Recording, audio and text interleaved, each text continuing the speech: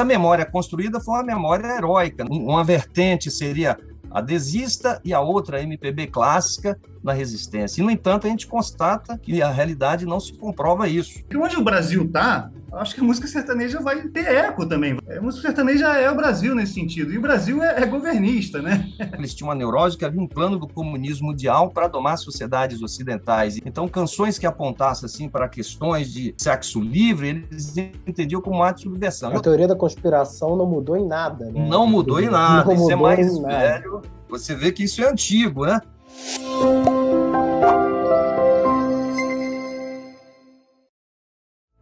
Sejam bem-vindos a mais um podcast Ideia Brasil. Nesse episódio, o nosso assunto será a importância política e eleitoral da música brasileira. Nós temos conosco Gustavo Alonso, historiador, especialista em música sertaneja, autor do clássico livro Cowboys do Asfalto, professor universitário e colunista da Folha de São Paulo.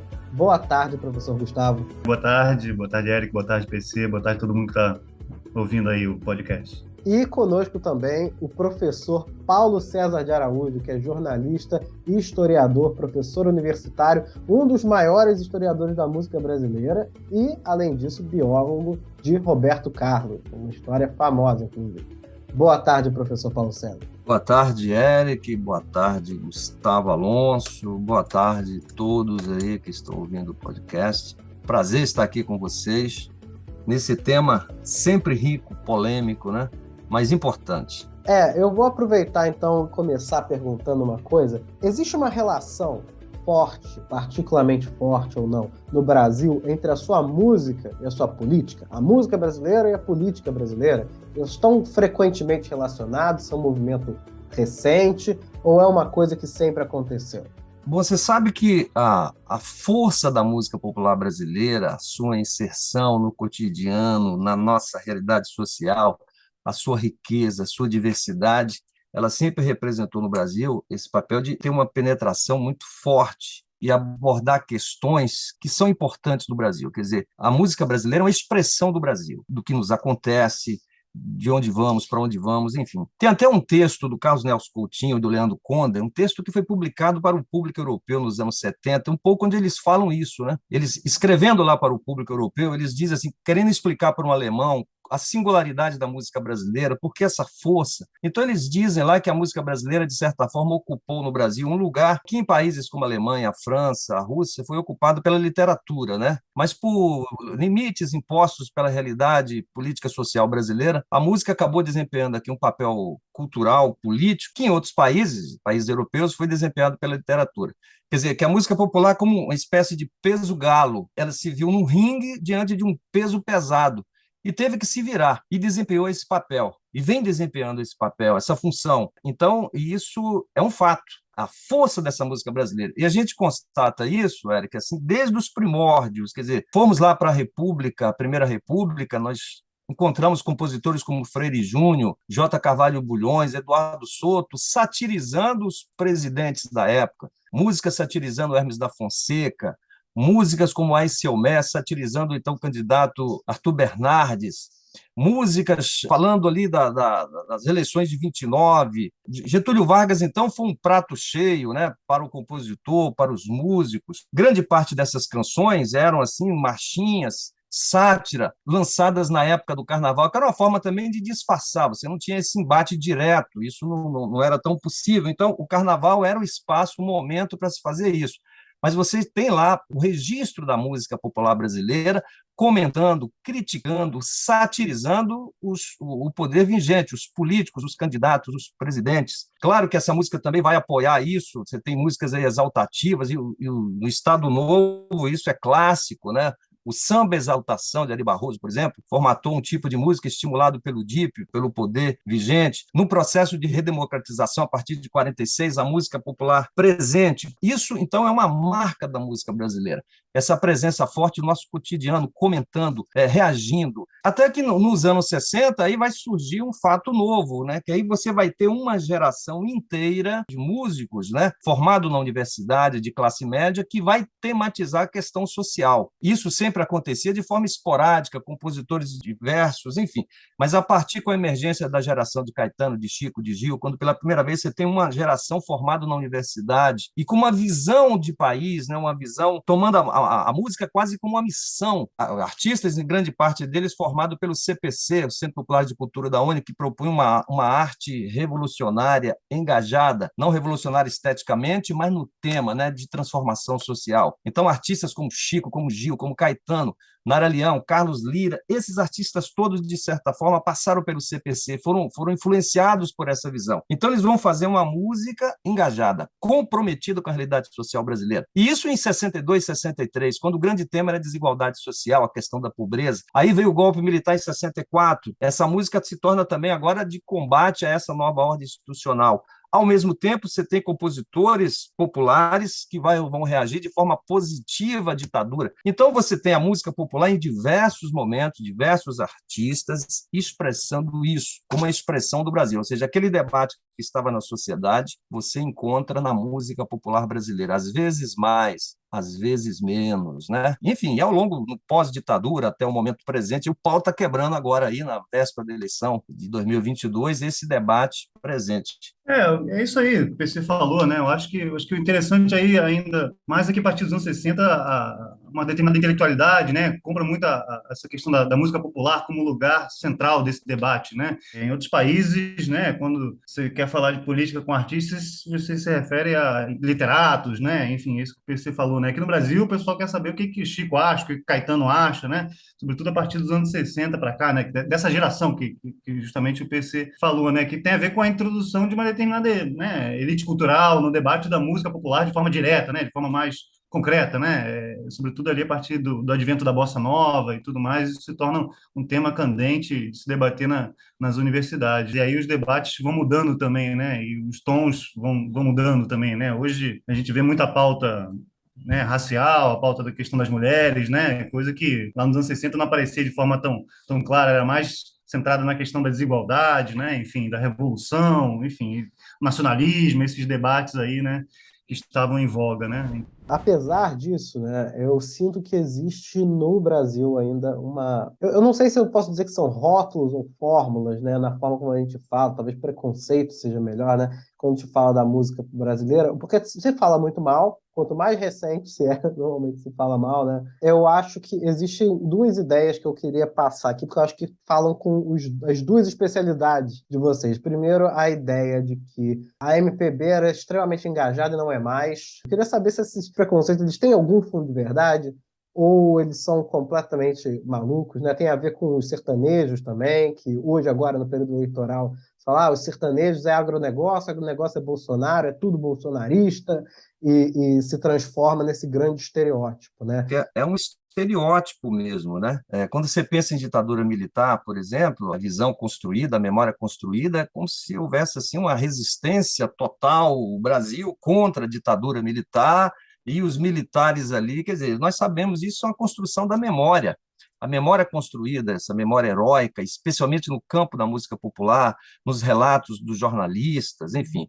Mas nós sabemos que a ditadura não teria durado o que durou 21 anos se não tivesse o apoio da sociedade, de amplos setores da sociedade. E isso se reflete na música popular também, como expressão do Brasil, né? E analisando ali os documentos, analisando a produção da época, você vai perceber que a coisa não foi tão simples assim, né? Não é que houvesse um grupo lá totalmente resistente e todos os mais lá adesistas ou não, a questão foi problemática. Em algum momento, a música popular negociou, falou, comentou, reagiu positivamente, outros de forma negativa. Às vezes, o mesmo personagem estava contra e aquele mesmo personagem mudava ali um contexto, ele se tornava favorável, reagia de forma positiva àquele contexto. Então, é algo muito mais complexo, as nuances são tantas, né? Mas a memória construída foi uma memória heróica, né? De que a música brasileira está ali, né? Sempre heróico, e que uma vertente seria a desista e a outra a MPB clássica, na resistência. E, no entanto, a gente constata que a realidade não se comprova isso. E como eu mostrei no livro Eu Não Sou Cachorro Não, um livro que eu publiquei em 2002, completa agora 20 anos, o que a gente viu ali foi algo muito mais complexo. Então, você tinha artistas da MPB que apoiavam a ditadura em determinado momento, reagiu de forma positiva àquela ordem institucional, ou cantores bregas que foram críticos, fizeram músicas de protesto social e foram censurados. Enfim, os exemplos são vários, né? Por exemplo, Leci Brandão, por exemplo, que hoje é uma artista identificada à política identitária, à questão do movimento negro, ela faz uma canção lá nos anos 70 chamada Nada Sei de Preconceito, assumindo aquele discurso, né, da democracia racial de Gilberto Freire, mas que foi encampado pelo ideário do regime militar. E está lá a gravação dela naquele período. Ou então o João Nogueira, quer dizer, um artista identificado aí à esquerda, aos políticos de esquerda, MPB, ele faz aquela música, né, que é um dos símbolos do ufanismo do regime militar, das 200 para lá, esse mar é meu, leva seu barco para lá desse mar, que foi um grande sucesso na voz de Eliana Pittman. Enfim, uma música ali de 72, 73, ali no auge do milagre, né? Enfim, então você tem essas nuances, e ao mesmo tempo você tinha artistas bregas que estavam sendo censurados, como o Odair José, porque ele estava falando de questões ali de sexualidade que a ditadura militar tomava como ato de subversão. Eles acreditavam, eles tinham uma neurose que havia um plano do comunismo mundial para domar as sociedades ocidentais, e esse plano dos comunistas passava pela desestruturação do núcleo familiar. Então, canções que apontassem assim, para questões de sexo livre, eles entendiam como um ato de subversão. E o Odair José fazia canções com essa temática, né? A teoria da conspiração não mudou em nada, né? Não mudou em nada. Não Isso é mudou mais em nada. velho. Você vê que isso é antigo, né? Mas está lá. E o Odair José, de forma corajosa, defendendo o amor livre, em canções como Em Qualquer Lugar a Gente Se Ama, em qualquer lugar a gente pode se amar, enfim. E a censura atuando em cima. Então, tudo isso aconteceu nesse período da ditadura militar. Mas a memória construída, a memória heróica de resistência, foi exatamente o contrário, que estaria a música brasileira, a MPB na resistência, combatendo a ditadura, e os artistas sendo perseguidos, isso de fato aconteceu, nós tivemos artistas presos, censurados, a música popular foi tratada como um caso de polícia. O Jorge Ben, por exemplo, vai fazer uma das canções mais ufanistas, mais radicais, uma música Brasil Eu Fico, né? Além de País Tropical, que é um clássico maravilhoso da música brasileira, Moro no País Tropical, um primeiro grande hino ufanista, né? Ele vai fazer em 71 Brasil Eu Fico, né? Esse é o Brasil, progresso e futuro do ano 2000. Quem não gostar e for do contra, que vá para... Quer dizer, uma música até agressiva, que nem combina com sempre Cordato, né? Jorge Benjol, o homem dos pássaros, dos anjos, dos passarinhos, mas naquele momento, ali no auge do ufanismo, ele fez essa canção que foi gravada por Wilson Simonal, que acabou pagando o pato sozinho, como bem demonstrou o Gustavo Alonso no seu livro sobre moral. No mesmo ano, ele compõe o Mano Caetano. O mesmo personagem faz uma música ufanista, mandando o cara vai embora se você quer. Ao mesmo tempo, ele faz uma música de solidariedade ao Caetano, que estava exilado. É isso aí que é uma coisa complexa, não é isso, Gustavo? Não, eu fiquei pensando que isso tem a ver também muito com o calor da hora que o passado está sendo discutido, né? Claro. Como eu estudo música sertaneja, eu me lembro que quando eu escrevi o livro lá, e poucas pessoas se lembravam que a música sertaneja teve visitas ao presidente Collor, né, em 92, ali na beirada do impeachment. E agora, volta e meia, vem as pessoas me falar disso. Mas era uma coisa que estava pouco lembrada, passou a ser lembrada muito em função agora do Bolsonaro e tudo mais, né, essa confusão toda, né?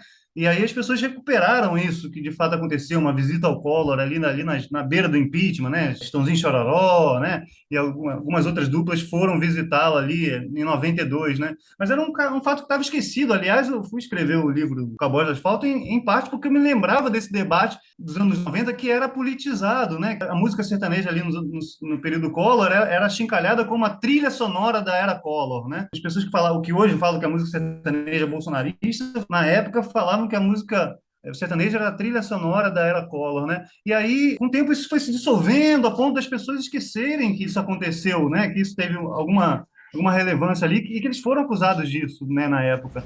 O sertanejo ainda é um gênero musical que não é muito bem recebido na elite brasileira, eu acho, né? Mas eu vejo também recentemente, principalmente agora com o período eleitoral, com vários cantores sertanejos, artistas defendendo o governo Bolsonaro, né? A generalização também, né? O sertanejo está do lado do Bolsonaro, é bolsonarista. Eu queria ouvir um pouco, então, Gustavo, já que você entende disso e já escreveu algumas vezes sobre essa questão, que é propalada até em jornais, né? Falando, o sertanejo favoráveis ao Bolsonaro. Eu queria saber um pouco sobre se isso é verdade ou mentira, mas mais importante, por que que isso é um problema? Por que que dá essa impressão, né? Eu acho que é importante a gente entender uma coisa, né? A música sertaneja é a música hoje, já ó, desde os anos 90, é a música popular, né, massiva por excelência do Brasil, né? Ela funde diversas matrizes, né, e vai misturando e vai tocando. Então é o Brasil, meio que onde o Brasil tá, acho que a música sertaneja vai ter eco também, vai ressoar isso também, né? O Brasil esteve bolsonarista, né? Recentemente, né? Você vê bolsonaristas na música Uhum. sertaneja, né? Gustavo Lima, mais evidentemente, né? O Zezé de Camargo já declarou apoio ao Bolsonaro, né? Tem, obviamente que tem esses casos, mas é importante a gente pensar, eu acho que mais do que apontar o dedo, né? É importante pensar e compreender esse fenômeno, né? A música sertaneja é o Brasil nesse sentido, e o Brasil é governista, né?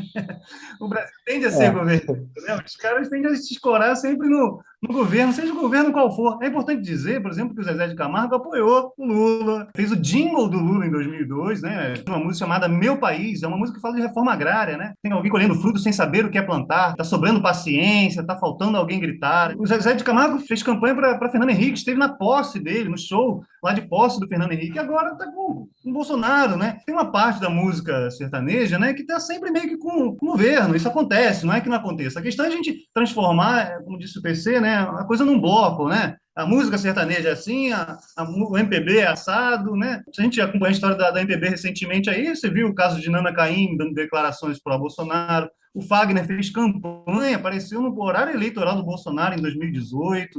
E Tiveram vários artistas, a Elba Ramalho simpatizou com pautas anti-aborto, Djavan, cara. o Djavan deu declarações bem problemáticas lá no início, né? E daí a gente pode falar que a MPB apoia o Bolsonaro? É uma parte, né? Alguns. Tem que ver, eu acho que tem que ver caso a caso, né? Tem que pegar essa música, esse artista, e vamos lá, vamos destrinchar, né? Porque se a gente pega em bloco, né, você acaba simplificando. Você tem casos da MPB também de pessoas que se posicionaram contra ou romperam, né? Um caso muito evidente foi Eduardo Costa, que quando Bolsonaro ganhou lá em 2018, ele pulou na piscina, né? Fez live no Instagram, pulando na piscina de alegria. Depois aí, em 2020, ele já fez música contra o Bolsonaro, né? Contra o contexto atual, uma música chamada Cuidado, né? A própria Marília Mendonça, que morreu recentemente, né? Ela participou do Ele Não, depois ela tirou o time de campo também, porque foi pressionada no seu próprio meio, mas ela participou ali, né? Ela deu declarações. Tanto é que o próprio Caetano se manifestou favorável a ela quando ela tirou o time de campo, meio receosa das reações, né? Que ela foi apedrejada lá na época, né? E aí o Caetano gravou um áudio falando que entendia, né? Tanto ela se posicionar quanto ela também retirar o posicionamento, mas que naquele momento era preciso coragem, né? Então você vê isso também, né? Na música sertaneja. Há uma ala da música sertaneja que é diminuta, obviamente, mas que existe, chamada do queernejo, né, que é dos artistas que se identificam com a estética queer, né, a estética gay, né, e militam nesse sentido, né. O nome mais evidente aí, né, dessa diminuta ala é o Gabel, o filho do Solimões, né, que é daquela dupla Rio Negro e Solimões, né. É minoritário, né, muitas vezes isso, né, mas está lá. Eu acho que é importante a gente ver essas brechas, porque, sobretudo, quando a gente lida com a música sertaneja, com a música popular, né, a gente não vai conseguir fazer o Brasil outro sem esses caras, né? Então, Ah, a gente tem que ver essas brechas, né? Essas brechas dão alento também, de certa forma, a gente. E entender esses posicionamentos, muitas vezes, que talvez sejam menos bolsonaristas ou pró-ditadura e mais governistas. Eu acho que é mais rico a gente entender assim, né? Não à toa o Lula foi muito apoiado também nos anos de ouro do Lula, né? E periga agora ele ser apoiado de novo, né? Nada impede que isso vá acontecer, né? Importante, acho que a gente entender um pouco por aí, mais do que querer demarcar lugares de resistência e lugares de oposição, né? Mesmo os artistas, né? Os artistas recuam, andam um pouco para frente, recuam. O caso do Jorge Ben que o PC falou aí, a própria Marília Mendonça, né? Porque isso tudo me traz assim o papel desses artistas como, não digo nem representantes, mas figuras importantes para mobilizar essas paixões em favor ou contra o governo e também como locais de disputa, né? Os próprios artistas, né? De apoio político. Como é que isso se verifica e como é que isso influi, de fato, em períodos eleitorais, mas não só também, nos apoios a governos, a movimentos, etc. Isso tem uma relevância, de fato, ou é mais um reflexo? Eles refletem o que está aí.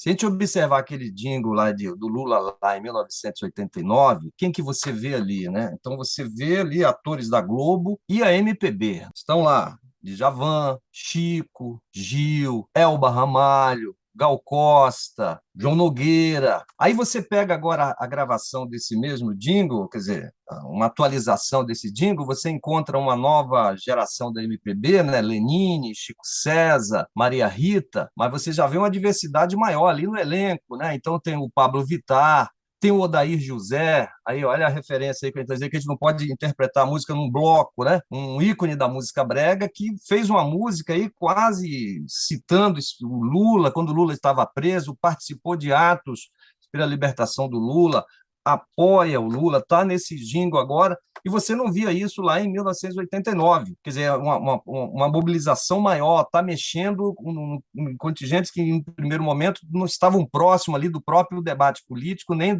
desse núcleo do PT que organizava a sua política, né, partidária e de divulgação. E agora você já encontra isso. Então você já tem essa diversidade maior nesse próprio jingle agora, lançado agora em 2022, né, que foi organizado aí recentemente, cantando uma nova versão do Lula lá, e lá está o Odair José. Lembrar também que Aguinaldo Timóteo, outro ícone da música brega, e polêmico, né? Já foi malufista numa fase, defendeu, foi Brizola nas eleições de 82, depois se tornou malufista, depois foi anti-Lula nas eleições de 2002, ele foi contra Lula, ele não acreditava em Lula, e aí ele morreu defendendo Lula, né? Dizendo que Lula, o que Lula fez surpreendeu ele. Enfim, outro exemplo aí de que a coisa não pode ser restrita a blocos únicos, né? Acho que rola também uma coisa, né, PC, que é o seguinte: às vezes a questão política é usada para justificar um gosto estético recalcado, assim, né? Eu já não gosto daquele tipo de música, Sim, então quando alguém daquele gênero dá um vacilo, né? para justificar também, né? O próprio preconceito também, né? Enfim. Justificar, né? Então, eu não gosto de música sertaneja, então, né? Eu não consigo ver diferença na música sertaneja. Então, é tudo bolsonarista, é tudo pró-militar, é tudo conservador, é tudo reacionário, né? Então, é muito curioso. E quando o artista que eu gosto dá o tropeço, ou eu relevo, ou finge que não vejo. Eu constato muito isso. Eu estou escrevendo atualmente a biografia do Dominguinhos, né? E o Dominguinhos morreu em 2013, né? Ele não viveu isso que a gente está vivendo, mas ele foi um entusiasta do Fernando Henrique, né, sobretudo, e do PSDB. Ele fez jingle do Fernando Henrique em 94, Levanta a Mão, depois fez o jingle de 98, fez não, cantou, né? Cantou jingle para Alckmin, para Serra. Só que isso raramente é lembrado pela intelectualidade do forró, digamos assim, né? Que se incomoda um pouco com isso, né? Porque uma grande parte dessa intelectualidade do forró, que eu vejo aqui no Nordeste, onde eu moro em Recife, né? Não é muito simpática ao legado do PSDB, né? Então eles simplesmente fingem que não aconteceu, né? Quando foi um momento muito importante da trajetória do Dominguinhos, né? O Gonzaga morre em 89 e ele se aproxima muito do Collor. Inicialmente, antes do Fernando Henrique, ele se aproxima muito do Collor para construir um projeto que ele chama de Projeto Asa Branca, que é viajar pelo Brasil cantando as músicas do Gonzaga com financiamento público. Então ele consegue essa verba, né? Ele começa a correr o Brasil, junto com vários outros sanfoneiros, só cantando, fica 5, 6 anos só cantando música do Gonzaga, com dinheiro das agências de fomento estatais, né? Inicialmente com o aval do Collor, ele se encontra com o Collor, toca para o Collor também em 92, ninguém se lembra disso. Lá visita o Collor na beirada do impeachment, ninguém vai lembrar disso do Dominguinhos, né? Eu mesmo não sabia disso antes da minha pesquisa, né? E em 94, depois ele começa assim, a encantar com o Fernando Henrique promete a manutenção do projeto, ele encampa isso também, né? Então, e depois disso ele vira um entusiasta do PSDB. Então é um momento ali importante que ele está vestindo a coroa do Gonzaga, né? Mais especificamente, né? É um momento que o Gonzaga morre em 89, depois morre o Gonzaguinha do nada em 91, né? Aquele cetro, aquela coroa do Gonzagão fica meio solto, ele apanha de vez, né? Ele apanha de vez e faz esse projeto que ele chama de Projeto Asa Branca.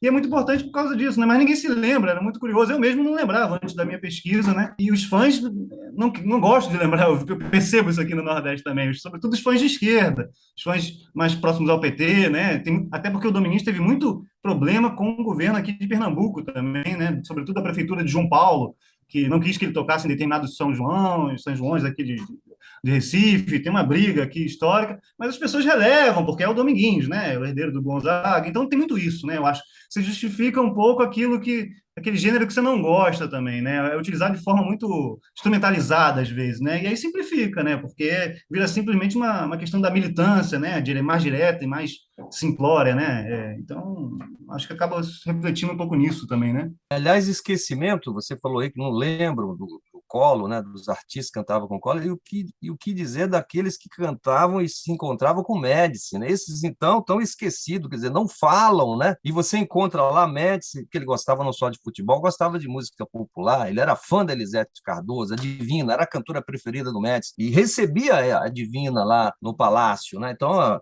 Médici recebia Pixinguinha, recebia Billy Blanco, Clara Nunes, isso tudo está lá documentado, a presença deles, muitas vezes reivindicações da classe artística, e o Médici sempre atento, recebendo, conversando, e isso se apagou, né? Você não tem essas referências aí. Você vê aí referência à Divina Elisete Cardoso, que é uma cantora maravilhosa, é uma das maiores vozes da música brasileira, mas você não vê, é a cantora preferida do presidente Médici, né? Provavelmente, se fosse ali uma outra voz ali, né, que o crítico não gostasse, talvez tivesse enfatizado isso.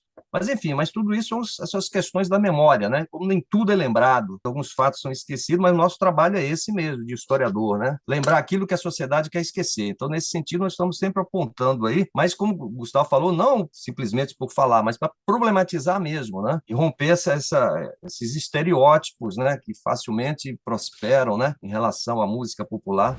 Mas eu queria finalizar perguntando sobre quais são aqueles músicos que hoje estão fazendo mais diferença nesse sentido, de serem pessoas engajadas ou que estão sendo cobradas, né? O Sávio me pediu para perguntar para vocês um pouco sobre Caetano Veloso, um pouco também sobre o Roberto Carlos nesses últimos tempos, mas eu também lembro muito da Anitta, também recentemente, que declarou apoio para o Lula, e quando o PT tentou se apropriar da imagem dela, ela mesma falou, não, peraí, Lula tudo bem, PT não, sabe? E fez a distinção, falou, não, é uma coisa, outra coisa é outra coisa, completamente diferente. E leva todo esse debate também, né, do uso que é feito também dessas imagens, né, no momento que alguém se posiciona dessa ou daquela forma.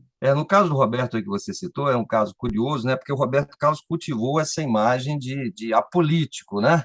É uma imagem que foi construída, e ele reforça isso, e nós todos sabemos que o homem é um animal político, né? Não existe a política. Mas, enfim, ele cultivou essa imagem, em grande parte pela postura dele durante o regime militar. Você não tem lá nenhuma declaração explícita do Roberto Carlos favorável à ditadura militar, nenhuma declaração dele, mas você também não tem nenhuma manifestação dele assim de protesto contra a tortura, em defesa dos exilados, né? Mas, ao mesmo tempo, você encontra uma música como Debaixo dos Caracóis dos Cabelos, que na época foi lançada, e ele não disse publicamente para quem tinha feito aquela música, e nós sabemos hoje um tema em solidariedade a Caetano Veloso, que estava exilado. Então, para você como a questão é problemática, né? Não é tão simples o alienado Roberto Carlos. Uma canção política. Quando ele faz uma música como Verde e Amarelo, ele vai fazer essa música em 85, já no processo de redemocratização, quando esses símbolos do Verde e Amarelo, é uma tentativa que está se fazendo agora, foi tomado de volta, porque, como você falou, a história se repete, né? Esse Verde e Amarelo foi tomado lá pela ditadura militar, ficou associado ao regime militar. Acho que a partir da própria campanha das diretas, houve uma retomada dos setores de oposição. Então, quando o Roberto faz a música Verde e Amarelo, ele está fazendo a música nesse novo contexto, não naquele período da ditadura militar. Aí, quando chega no período da redemocratização, o Roberto Carlos não se manifesta publicamente em relação a políticos, tentando essa imagem, com exceção do Antônio Hermílio de Moraes, que foi um político que ele apoiou explicitamente para governador em São Paulo em 86. Ele chega a mudar o domicílio eleitoral dele do Rio para apoiar Antônio Hermílio, defendeu a candidatura de Hermílio à presidência da República, incentivou a que Antônio Hermílio se candidatasse, mas Antônio Hermílio perdeu a eleição de 86 e não quis se candidatar mais, mas o Roberto Carlos, apolítico, estava ali defendendo Antônio Hermílio em entrevista, cedeu a música Amigo para a campanha, enfim, e ele se manteve aí nas eleições presidenciais, de certa forma, distante, não explicitamente, mas sempre ali com a postura. Na época do impeachment de Dilma, ele deu declarações sem citar o nome de Dilma, dizendo que tinha que mudar, que não podia continuar como as coisas estavam. Era o Roberto Carlos apolítico defendendo o impeachment. E quando chegou a era do governo Bolsonaro, é importante lembrar, o Roberto nesse sentido, como grande parte da população brasileira, como uma expressão do Brasil, conservador politicamente. Então, ele estava ali sempre com candidatos, nunca se identificou com a esquerda, com os partidos de esquerda. Então, ele provavelmente votou em Fernando Henrique, por exemplo, provavelmente porque ele nunca declarou publicamente isso. E certamente votou em Bolsonaro também, em 2018, a julgar por declarações que ele deu logo depois, no início do governo Bolsonaro, ali dizendo que Bolsonaro tal. Aliás, ele teve um choque, eu acredito, né? Porque a posição política do Roberto sempre foi de acordo com a Globo. Ele viu sempre ali uma ressonância. Os políticos que ele não votava, como o Brizola, como o Lula, o Dilma, sempre combatidos pela Globo. Então, ele ficava num conforto. Quando deu logo depois do governo da eleição do Bolsonaro, ele viu pela primeira vez a TV Globo batendo, criticando um candidato que para ele era bom, era simpático. Aquilo para ele deve ter sido um choque, né? Pela primeira vez ele se deparou com isso. um candidato que não era o dele, que era, em tese, provavelmente o candidato que ele votou, sendo combatido pela Globo. Mas parece que durante a pandemia a ficha caiu, porque ele, com todo esse transtorno obsessivo compulsivo, com todo aquele cuidado do contágio, quando ele viu o Bolsonaro ter aquela postura militante contra a vacina, contra o uso de máscara, ele provavelmente a ficha dele caiu, né? Mas logo no início do governo Bolsonaro, assim como o Djavan, né, Gustavo? Assim como o Toquinho, ele deu declarações positivas, dizendo: o problema do Bolsonaro é aquelas pessoas em torno, ele é bem intencionado, mais ou menos o que Djavan tinha falado. Elson Mota também. Nelson Mota também esperançoso ali num possível governo com a presença de militares, enfim. Então, naquele momento, havia isso, vários setores ali, né? E o Roberto Carlos, particularmente, teve esse envolvimento maior, assim, né? Mas só para relativizar esse discurso, essa postura política do Roberto, dizer que ele sempre teve posturas políticas, mas com a singularidade, um tipo bem Roberto Carlos, né? Mas sempre se posicionando aí. Você percebe isso aí nas entrelinhas, nos discursos, embora não citando explicitamente os candidatos, é possível identificar ali a sua postura. O Caetano deu uma declaração recentemente falando assim, né, racionalmente falando, meu candidato é Ciro, né? Mas Lula me arrebata. Eu sou um brasileiro típico, né? Foi a frase dele que ficou até famosa depois da entrevista do Lula ao Jornal Nacional, né? Declarando apoio aí integral. Ele que sempre foi meio cirista, meio pedetista também, às vezes, né? Então, eu acho que é interessante a gente falar um pouco do Caetano, porque eu fiquei me perguntando quando saiu essa declaração se o Caetano tinha sido racional ou afetivo quando ele chamou Lula de burro, lá no início dos anos, no final de 2010, 2011, eu não lembro exatamente quando, né? Ele chamou Lula de burro, né? Durante o governo dele, se eu não me engano, né? Até o Lula brincou, né? Usou uma palavra em latim, sine qua non, numa entrevista seguinte, falando: olha aí, Caetano, eu sei falar, né? Eu não sou burro, né? Brincando assim, né? Eu fiquei pensando o que tinha, que Caetano, como é que Caetano estava julgando lá naquela época. E mais do que isso, aproveitando que o PC está aqui, né? Se o Caetano tinha sido racional ou afetivo quando ele apoiou a censura às biografias lá em 2015, né? Naquele episódio que o PC ficou muito conhecido, né? Já era conhecido, mas ficou ainda mais quando vários artistas da MPB apoiaram a censura às biografias, né? Ali em 2013, 2014, né? Naquele movimento que buscou limitar a liberdade de expressão dos biógrafos, né? E o PC foi o centro fulcral aí da questão, né? Os nossos espectadores e ouvintes que não sabem, está falando do livro, a biografia não autorizada, né, famosa, não autorizada de Roberto Carlos, que gerou disputa judicial e foi todo um auê naquela época, né? Um parênteses aí para completar aqui, só para lembrar. Em 2015, o então obscuro deputado federal Jair Bolsonaro foi ouvido sobre a questão das biografias, né? Numa entrevista para a revista Época. E o repórter, no auge aí dessa polêmica com o Procure Saber, quando Caetano, Gil, Djavan, Chico, enfim, apoiaram a causa do Roberto, ele falou assim: deputado Jair Bolsonaro, como é que você se sente vendo Chico, Caetano e Gil apoiarem as suas teses? Ele falou: não sou eu que estou apoiando as teses dele, eles que estão aderindo à minha tese. Bem-vindo ao clube dos sensatos.